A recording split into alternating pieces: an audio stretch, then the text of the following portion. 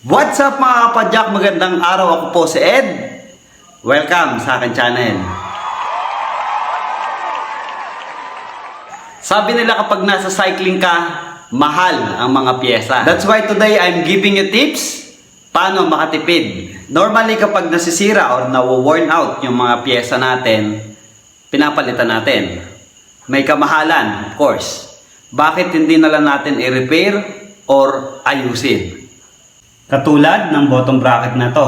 Ayan, so nakikita nyo naman, malakas na yung kanyang alog. Ibig sabihin, sira na yung bearing. Instead of buying the whole bottom bracket, so may nabibili namang bearing mismo para papalitan mo na lang yon. Normally, kapag sira yung bottom bracket, ang ginagawa natin, pinaparepack natin sa shop. Imagine kung papalitan mo mismo yung bottom bracket, magkano yan? Sabihin na natin, 1.5, 1.6. Yung mga second hand, 1,800. Kung papalitan mo mismo yung bearing lang, so 150, siguro max na yung mga 200. So malaki yung matitipid mo. And then 20 pesos na grasa, okay na yon.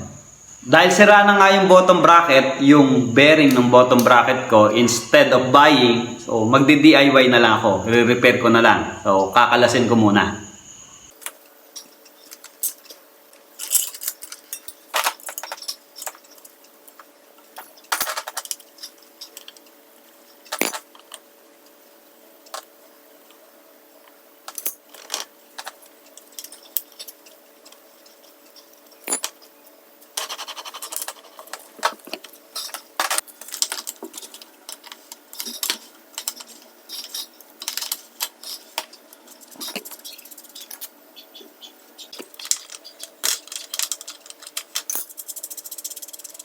Yung bottom bracket natin, of course, ayan, makikita mo may indicator yan, yung left side, and then yung right side. Yung sa right side, ito yung dun sa may crank, yung may chain ring. Minsan may nagtatanong, pwede bang wala po itong kulay itim na ito?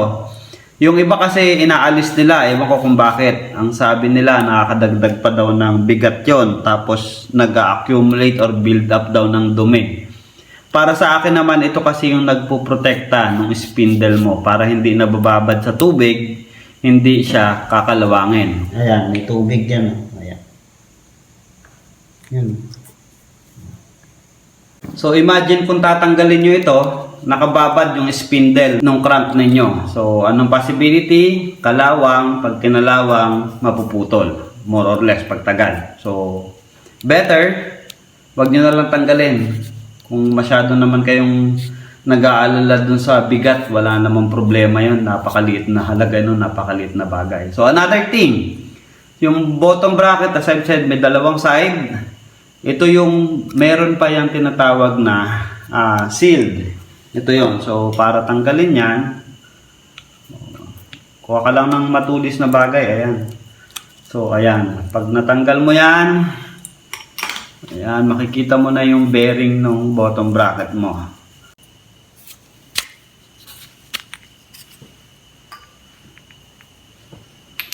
So paano natin ngayon tatanggalin yung bearing? So kuha ka lang ng mga manipis na yung flat screw, pwede gamitin yon. Ito, this one.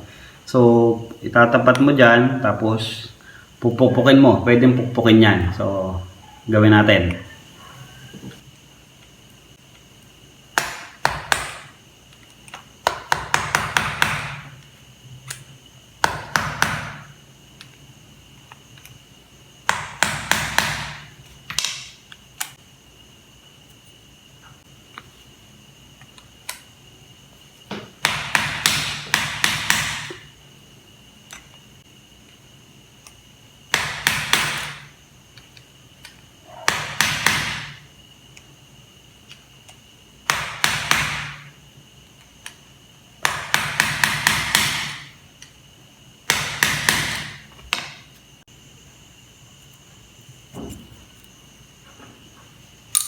Sabi ko nga, papalitan natin yung lumang bearing. Ayan. So, medyo ano na talaga siya, umaalog na. So, ito yon.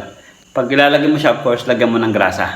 After mong maipasok yung bearing, of course, lalagyan mo ulit siya ng cover, yung pinaka-dust seal niya. Para hindi pinapasok ng alikabok, hindi rin pinapasok basta-basta ng tubig. And then, ayan, good to go. Pwede na ulit ibalik yung bottom bracket at malinis na ito.